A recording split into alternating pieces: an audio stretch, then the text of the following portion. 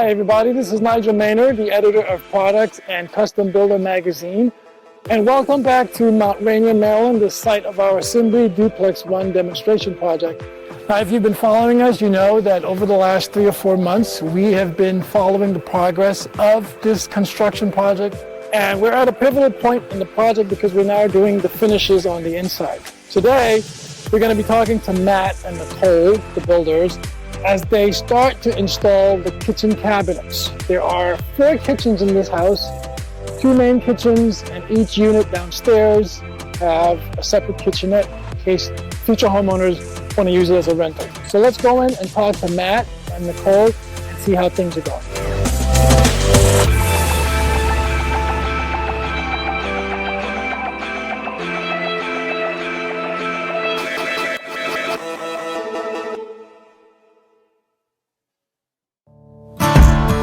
So Nicole, you're the co-founder of SYMBI Homes, and you were involved in the design of these kitchens. So can you tell us a little bit about your thought process and what you envisioned for the kitchen?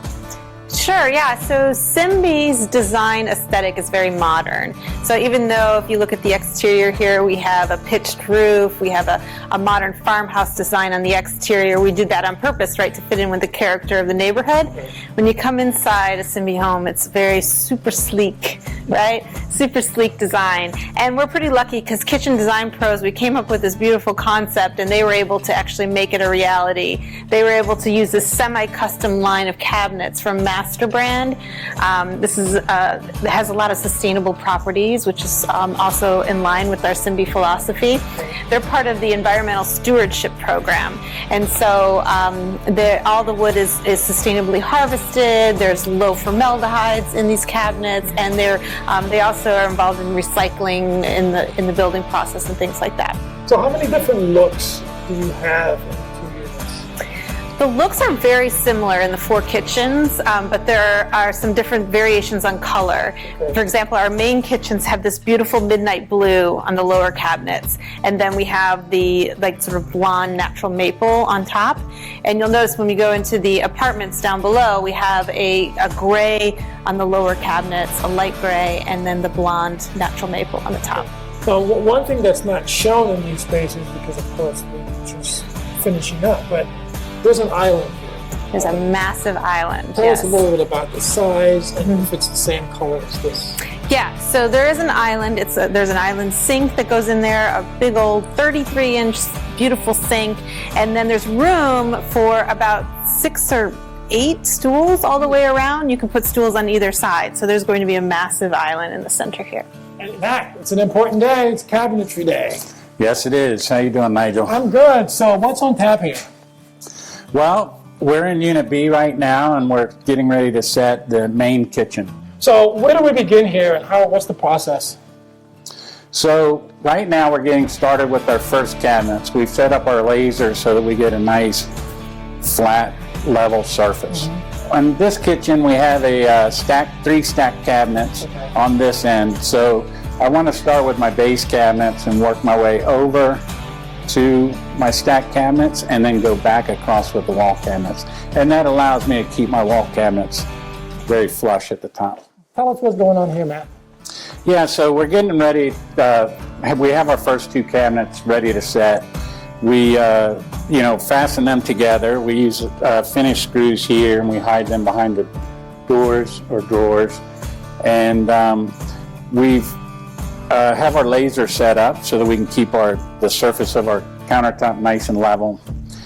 This particular kitchen we're setting before the floor because we're using a floating floor, so we can't have the weight of the cabinets pressing down on the floor, which will not allow it to move around and expand and contract as it needs to. So that's why we're doing it prior to the floor on this job.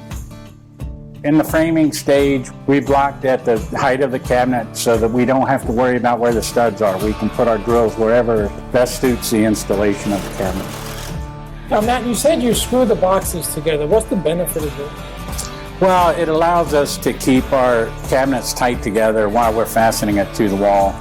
Different variations in the wall and shimming and stuff. It's a little bit easier when they're tied together. So here we've just clamped the two cabinet faces together, and we want to hold it flush on top, flush on the face here, and then we'll use finish screws and screw them together, and that'll help keep these cabinets tight. And as a unit, it'll be much easier to set as one piece, and we'll shim the back and tie them together here too as well. We have our laser set up, and so they're going to measure from in the corners of the cabinets from the top of the cabinet to the laser against the wall, and then they're going to go around the perimeter of the cabinet and measure to see if we need to shim to make that a flat plane, flat level plane.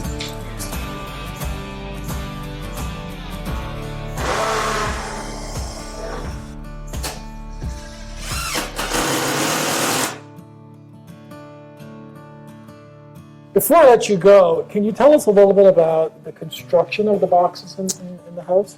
Yeah, so these are very well-made cabinets. They're solid maple fronts with MDO door and drawer fronts.